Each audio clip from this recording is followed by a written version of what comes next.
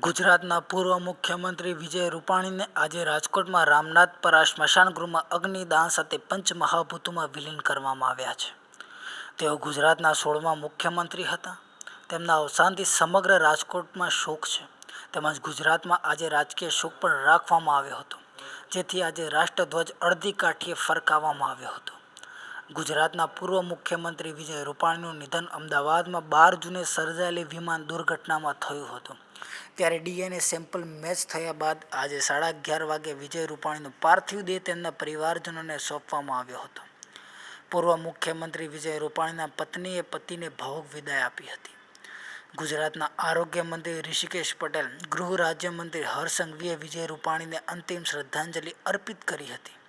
ત્યારબાદ વિજય રૂપાણીનો પાર્થિવ દેહ સિવિલથી રાજકોટ લઈ જવામાં આવ્યો હતો. ત્યાં મોટી સંખ્યામાં લોકો તેમના દર્શન કરવા માટે આવ્યા હતા. કેન્દ્રીય ગૃહમંત્રી અમિત શાહ, રાજ્યપાલ આચાર્ય દેવવ્રત અને મુખ્યમંત્રી ભૂપેન્દ્ર પટેલ પૂર્વ મુખ્યમંત્રી સ્વ વિજય રૂપાણીના અંતિમ દર્શન અને અંતિમ યાત્રામાં તેમના પરિવારને સાંત્વના પાઠવવા રાજકોટ પહોંચ્યા હતા. કેન્દ્રીય મંત્રી સી.આર. પાટીલ, પૂર્વ નાયબ મુખ્યમંત્રી નીતિન પટેલ પણ હાજર હતા. પૂર્વ સીએમ વિજય રૂપાણી ગુજરાતના એક લોકપ્રિય નેતા હતા. તેમના નિધનને લઈને ગુજરાતને મોટી ખોટ પડી છે. વિજય રૂપાણીના જાહેર જીવન અને લોકપ્રિયતાને ધ્યાનમાં રાખી સૌ વધુને વધુ લોકોએ અંતિમ શ્રદ્ધાંજલિ આપી શકે તે હેતુથી તેમનો અંતિમ મુસાફરો વિશાળ રૂટ દ્વારા યોજાયો હતો.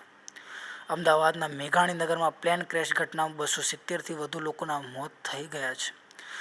તેમાં વિમાનમાં સવાર 241 મુસાફરો તથા મેસ અને હોસ્ટેલમાં હાજર તથા ઘટના સ્થળની આજુબાજુમાં હાજર અન્ય લોકો પણ સામેલ છે.